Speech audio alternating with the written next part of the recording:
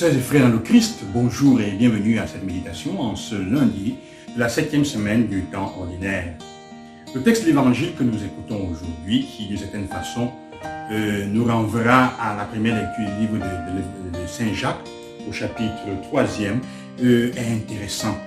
Il nous présente un discours des plus fabuleux, des plus émouvants que Jésus fait avec le père d'un enfant qui est possédé, on peut dire, par un esprit impur, comme dit souvent le texte de Marc, qui en effet passe le temps à se manifester sous la forme de l'épilepsie.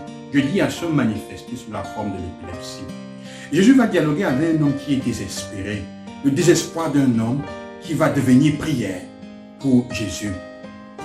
Et c'est une situation où les disciples n'ont rien pu faire. Et Jésus doit intervenir directement. Il doit intervenir directement pour sauver cet enfant. La question importante est que parfois dans nos vies, il y a des gens qui disent qu'ils ne croient pas à la possession, aux esprits mauvais qui possèdent quelqu'un. Mais l'évangile aujourd'hui nous en parle et Jésus lui-même ne nie pas. Il ne dit pas seulement que c'est une maladie. L'épilepsie dans ce cas n'est que la manifestation extérieure d'un problème encore plus profond. Comme j'ai rencontré parfois en Europe beaucoup de personnes qui vivent des formes de stress qui en fait ne guérissent jamais, quel soit le repos et les médicaments qu'on leur donne. Elles continuent à être stressées alors que ce sont des infestations de mauvais esprits. Il suffirait d'une bonne prière. Jésus d'ailleurs le dit quand on lui pose la question, pourquoi est-ce que nous n'avons pas pu expulser ces démons? Et il dit, cette forme de démon ne s'expulse que par la prière. Ça veut dire que les disciples eux-mêmes, les apôtres, n'étaient pas aussi braves que ça à prier dans ce temps-là. Ils ont eu des échecs eux aussi. Et donc, Jésus fait comprendre justement que ce contexte, il y a des manifestations de maladies, de choses que nous souffrons, de problèmes que nous vivons qui sont liés à des infestations de mauvais esprits, qui sont, on peut appeler, des formes de possession de mauvais esprits, d'infestations diaboliques et qui se manifestent par des maladies. Tu peux avoir une maladie qu'on ne découvre pas, qu'on ne comprend pas ce que c'est, parce qu'elle est couverte par un esprit mauvais, par une infestation maléfique. L'Évangile nous fait comprendre ça. Évidemment, il faut travailler avec l'hôpital. Il a l'épilepsie, mais c'est la manifestation extérieure d'une domination diabolique. À tel point que quand l'esprit le voit Jésus, il l'entre en transe. Avec ses disciples, il n'y avait rien. Mais quand Jésus se fait voir, il entre en transe. Et Jésus se fait voir pourquoi? Parce que cet homme s'est tourné vers lui. À la fin, il dit, il ne peut être chassé que par la prière. Mais dans le texte, Jésus n'a pas prié en fait. On peut donc se demander, il parle donc de quelle prière, si dans le texte, il n'y a pas la prière. Mais il y a une prière dans le texte quand même. La prière de cet homme, le Père. Il prie. Quand il dit, si tu peux, Jésus dit, mais pourquoi tu dis si tu peux? Il dit, si tu as la foi, tout peut arriver. Il dit, j'ai la foi. Mais augmente ma foi, Seigneur. Voilà une prière. Et cette prière meut le Seigneur. Elle meut Jésus. Ce n'est pas tellement la prière de Jésus en lui-même. C'est la prière du papa de cet enfant qui meut et qui donne la force et qui rend opérante la présence et l'ordre de Jésus de chasser le démon. Ça nous dit une autre chose, frères et sœurs. C'est que dans ta situation de problème, si tu n'entres pas en prière, on peut prier autant qu'on veut pour toi. Si toi-même en premier, tu ne cries pas vers le Seigneur, ça veut dire que tu ne peux pas être libéré. Parfois, on prie les gens et pour les gens, ils ne guérissent pas. Parce que la guérison doit passer par eux ou par elles. Ou par leurs parents. Parfois, quand ce sont des enfants, il faut que les parents interviennent. C'est sur leur foi qu'ils seront délivrés. Un peu comme le baptême, on bâtit sur la foi, ils sont les garants.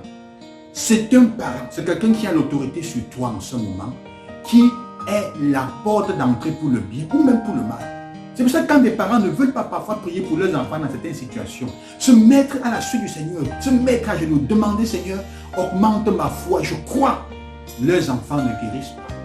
Parfois dans notre vie, le mal arrive à nos proches parce que nous n'arrivons pas à les protéger. Surtout quand il s'agit des parents. J'insiste, des parents surtout. On n'arrive pas à les protéger.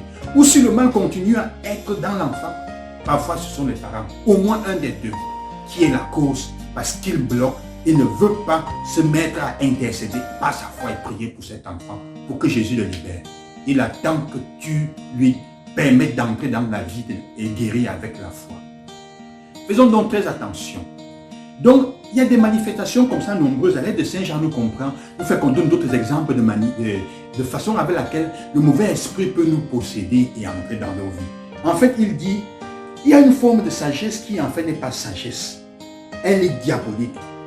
La jalousie amère peut être une possession, une manifestation externe d'une possession. L'esprit de rivalité, la vantardise, le mensonge, aller contre la vérité.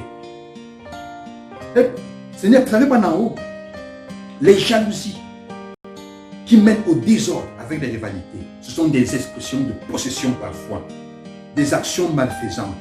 Parce que la vraie sagesse, quand elle vient de Dieu sans possession, elle est pure, bienveillante, conciliante, pleine de miséricorde, féconde au bon fruit, sans parti pris, sans hypocrisie. Et c'est dans la paix qu'est semée la justice, qui donne son fruit aux artisans de la paix. Il y a beaucoup de manifestations de limites qu'on peut appeler de problèmes en nous, de péchés, qui sont en fait des possessions, parce qu'on est dedans depuis longtemps. Et le malin s'est infiltré avec des esprits qui continuent à nous tenir. Quand tu te bats pendant longtemps pour certains défauts, comme on dit, ou certains problèmes, certaines choses, ta colère, et tu n'arrives pas à t'en libérer, demande à tes frères, à tes soeurs, à ta mère, à ton père de t'aider, de prier pour toi. Et demande à quelqu'un de t'imposer les mains aussi peut-être parfois. Sans exagérer. Il faut toujours aussi consulter l'hôpital parfois. Mais ce n'est pas seulement psychologique parfois. Quand un problème devient, un péché devient fort, on n'arrive pas à s'en libérer. Ça veut dire qu'on a besoin de demander dans la prière que le Seigneur nous en libère. Il faut ta prière. Prie pour ta colère. Prie pour tes mensonges. Prie quand tu n'arrives pas à te détacher de certaines choses que tu vois que sont des péchés. Prie. Alors le Seigneur va te libérer parce qu'il y a des formes de possession. Même si tu vois pas le démon, tu ne tombes pas. Mais il y a des infestations diaboliques. Que le Seigneur nous aide. Nous ne croyons pas en ça, mais nous croyons en Jésus qui est plus fort. Appelle Jésus, je crois. Seulement sa présence va faire chasser cela. Et nous serons plus forts.